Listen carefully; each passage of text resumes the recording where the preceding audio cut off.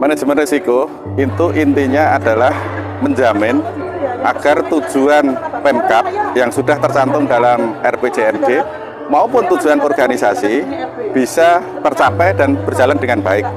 Sehingga dengan dilaksanakan manajemen risiko ini di semua OPD akan menjadi sebuah kekuatan untuk mencapai tujuan pemerintah kabupaten yang dituangkan dalam RPJMD. Iya, untuk penerapan manajemen risiko tentunya kita mulai dari regulasinya berupa peraturan Bupati tentang manajemen risiko gitu ya.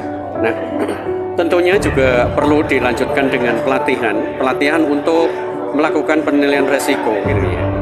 Jadi perlu semua SDM-nya yang perlu dilatih dulu untuk manajemen risiko. Nah, setelah itu gitu ya, kita tahu bahwa pembangunan ini tidak berhenti gitu ya. Makanya manajemen risiko itu bukan untuk manajemen risiko, tapi bagian untuk mencapai tujuan dari pembangunan pemerintah Kabupaten Sragen. Jadi perlu juga nanti setiap OPD maupun Pemdanya sendiri nanti yang akan diketahui oleh Pak Sekda itu menyusun penilaian risiko. Nah, semua hambatan, semua pencapaian tujuan, semua risiko itu ada yang perlu ditangani gitu ya. Nah, kalau sudah itu baru beberapa risiko itu harus dilihat responnya. Makanya tadi yang perlu saya sampaikan ada yang perlu dihindari. Misalkan kalau fraud itu juga harus dihindari. Nah, beberapa ini perlu harus dimitigasi. Itu dengan bisa mengurangi dampaknya, bisa mengurangi keterjadiannya. Nah, ini semua gitu tidak lain dalam rangka pencapaian tujuan. Manajemen risiko itu intinya ke tujuannya pemerintah Kabupaten Sragen.